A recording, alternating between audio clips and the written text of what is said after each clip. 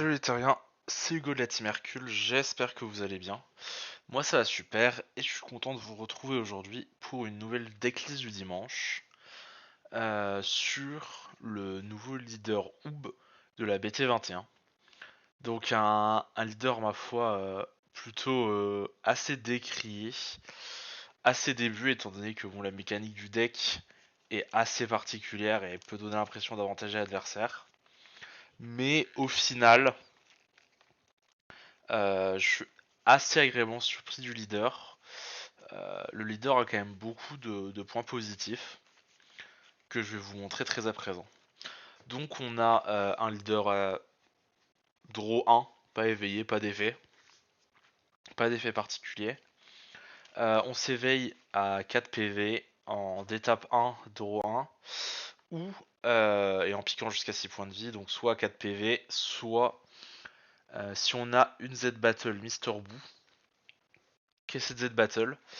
Z Battle qu'on va jouer pour 2 mana, une Z.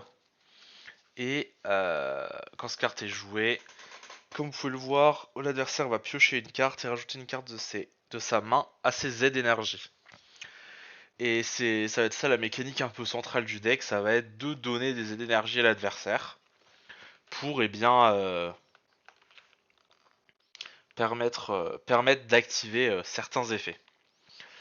Donc la Z Battle va pouvoir Z stack le Uba 3, pas celui-là pardon, le Uba 3 qui est une carte plutôt assez intéressante dans le match-up. Dans le deck, pour jouer le Uba 3, en fait, c'est simple, c'est si l'adversaire a 3 Z de énergie ou plus, et que le Mister Boo devrait être retiré du combat, on va pouvoir mettre le Oob à la place, par-dessus. Il va gagner des barrières le tour où il est arrivé. C'est un poil dommage.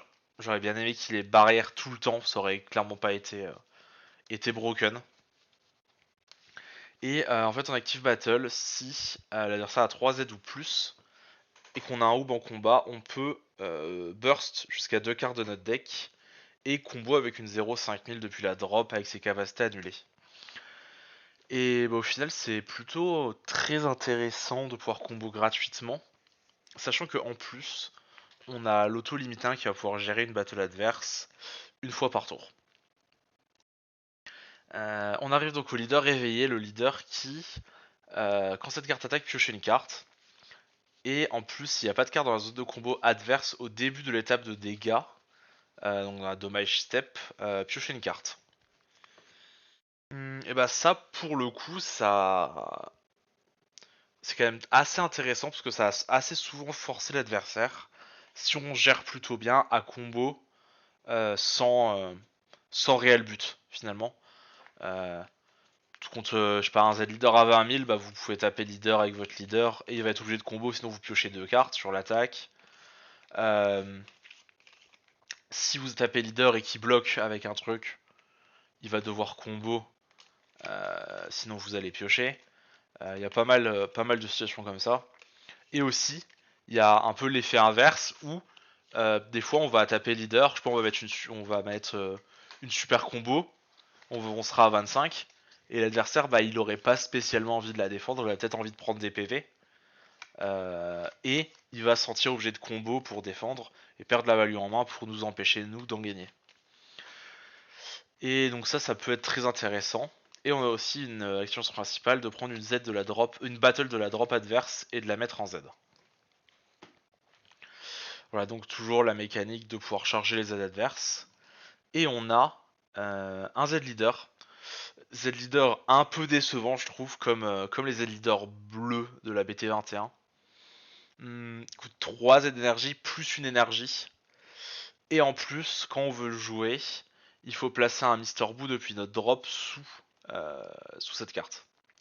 Ça fait beaucoup de conditions pour un Z leader qui est pas si fort que ça. Quand il tape, on va pouvoir piocher un et choisir une battle adverse et la passer en Z. Ça c'est très très intéressant. Même si du coup on perd euh, l'effet euh, l'effet de draw 2 du leader éveillé classique. Et on a deux activations. Une principale si l'adversaire a 5 Z, de pouvoir choisir un Oob qui a un Mister Boo sous elle et le passer en mode action. Donc c'est une carte de combat uniquement, ce qui est pour moi pas très compréhensible. Ça aurait été cool que ça marche sur le leader lui-même, sachant que bon, son auto c'est une fois par tour et qu'il a pas de mots-clés, il a que 20 000. Donc au final, ça aurait juste donné une option d'une attaque à 20 000 supplémentaire contre les stop turns qui touchent pas le leader. Ça, clairement, c'est un peu dommage. Et on a une active battle. Si l'adversaire a 10 d'énergie ou plus, une fois par tour, on va pouvoir faire gagner 10 000 et double strike au leader. Alors oui, sur le papier, c'est super fort de faire une attaque leader à 30 000 double. Dans les faits, l'adversaire aura très rarement 10 d'énergie.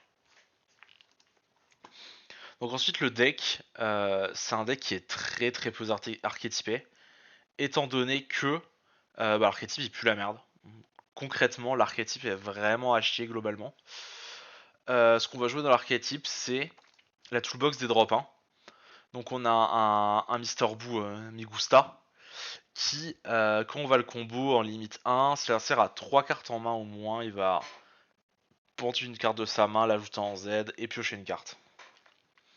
Donc ça, c'est notre moteur de remplissage de Z énergie adverse principale en early. Et avec un petit Hercule qui va, un peu à la star du Kibito jaune, permettre, une fois qu'il est joué, de le remplacer par Mister Boo, depuis le deck ou la main. Sachant deux choses, on peut le faire tour 1 contrairement à Kibito, ce qui est plutôt intéressant. Et quand on le joue, il n'a pas ses effets annulés.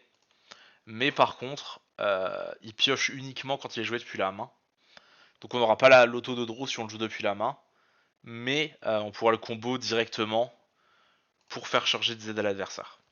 Et aussi le Hercule qui est un tuto top 5. Terrien ou Mister Boo de 4 ou moins. Donc ensuite, pour continuer sur l'archétype, on a un Mister Boo. Donc lui, 15 000 bloqueurs, c'est pas top.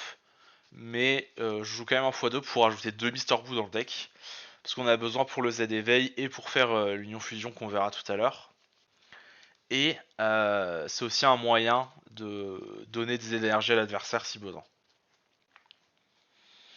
Et au final, donc 15 000 bloqueurs pour 1, c'est pas horrible non plus.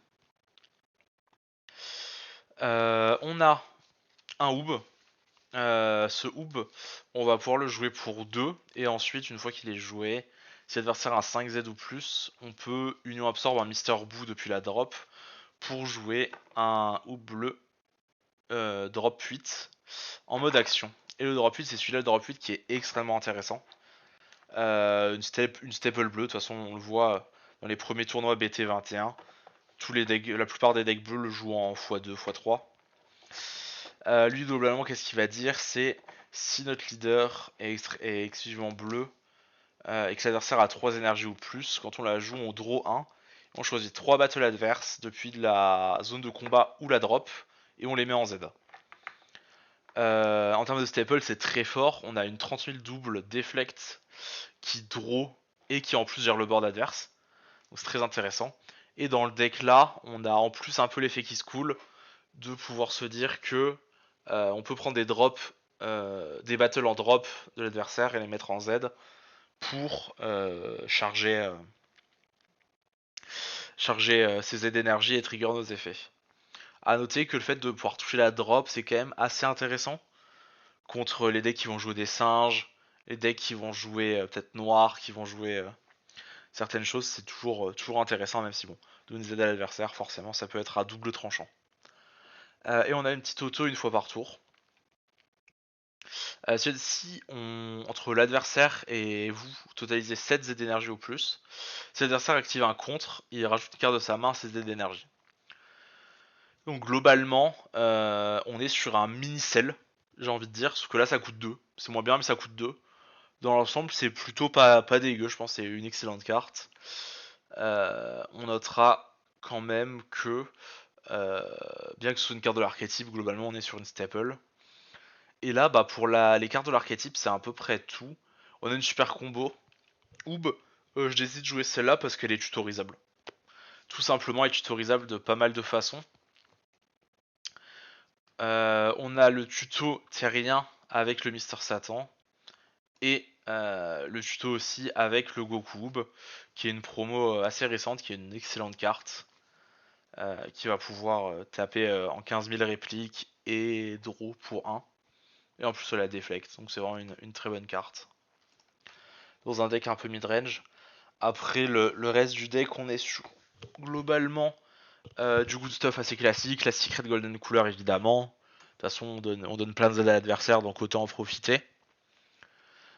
Ici c'est une liste un peu techée par rapport à la méta que j'ai essayé de faire. On retrouve des Coit en main.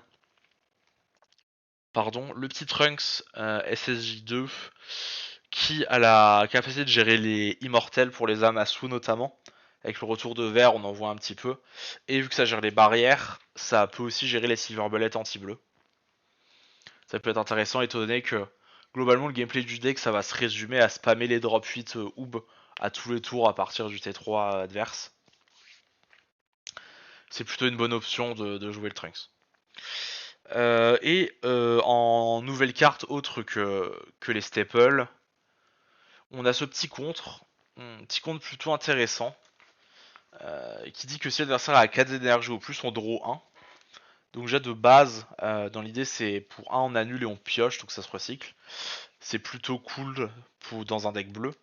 Mais en plus, vu qu'on joue le leader Oob, si on a 4 PV au moins, on peut jouer le compte gratuitement en défaussant un Mister Oob bleu de notre main. Et donc ouais, c'est plutôt cool. Au final de pouvoir contrer gratuitement et ça accentue toujours un peu plus la draw power du deck. Après le reste, bon, c'est assez classique, il n'y a pas grand chose à dire dessus. Et puis bah pareil pour le Z, vu qu'on a...